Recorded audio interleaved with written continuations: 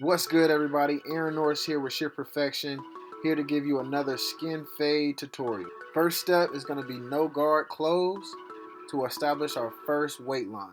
Two things to take into consideration. My clippers are zero gap, which means closed is going to be around a 000 to 40. Now the second thing I'm going to mention is dropping that first weight line under the occipital bone. Now going back in with our one guard closed, we're going to establish our second weight line. Now all I'm doing is following the same pattern that I did from before, alright, but I'm just going around the head, going up about a half an inch.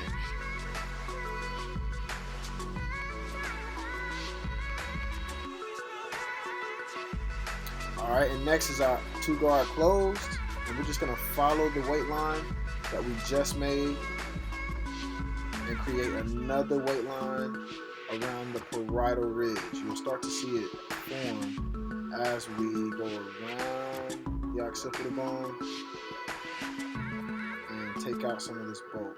And you'll start to see some weight form along the parietal ridge. Alright, so you should start to see our passes made with the two guard, the one, and the no guard closed. All are closed. And so now we're going to go in with our one open and start blending now. So I'm going to knock out that middle weight line. So not only am I blending, but I'm also shaping the haircut at this point. So my C-stroke, I'm not actually digging into the head, but I'm also flicking it out. Alright, so it looks kind of like straight. I'm just kind of following the shape of the head at this point, alright? So I'm not digging into the haircut.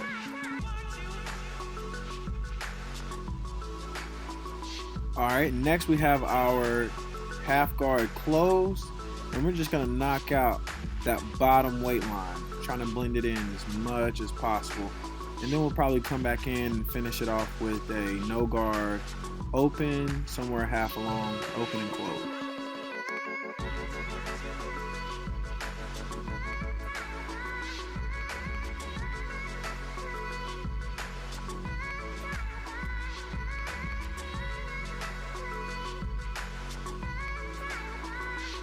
Now that I have the clipper halfway open to somewhere closed, what I'm doing here is I'm really just trying to knock out those faint lines that I'm seeing, and so I'm doing a super short C-stroke. All right, staying right there under the occipital bone, and I'm trying to keep the fade right there. All right, so I'm just knocking out that faint little weight line that we see.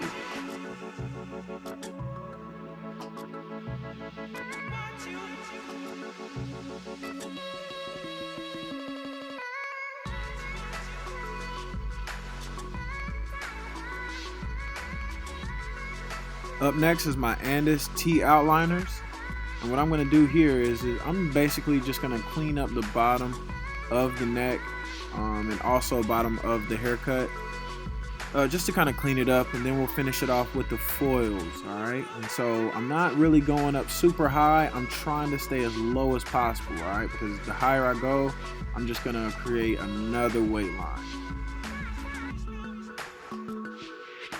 Now you can see here along the right side of the occipital bone, there's a faint little weight line, and this right here is what separates you from the average barber, right? It's paying attention to those fine details and just fine tuning the haircut. And now pretty much we're just gonna go in, line up the haircut. Guys, make sure you ask your client if they want to line up this part. Most people like to keep it natural, but some people do like to have more of a clean look, you know, just to knock off some of the baby hairs and just give a more clean look.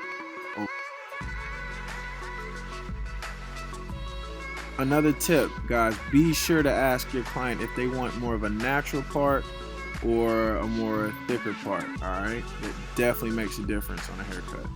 And now we're gonna go in with the shear work, one of my favorite parts. We're gonna do a little bit of a shear over comb, and basically we're gonna knock out that bulk that was at the top of the parietal ridge, left over from our two guard. So I'm just combing through the hair, picking up anything that's standing out. Whatever's standing out, that's what I'm cutting. We're gonna bring down the top now with a little bit of shear work as well, making everything even. We're gonna apply a little bit of product. And here is our final result right here. The SkinFade Combover tutorial. Guys, thanks for watching. This is Shearperfection. Be sure to like, share, follow, and subscribe if you like this haircut. More videos coming soon.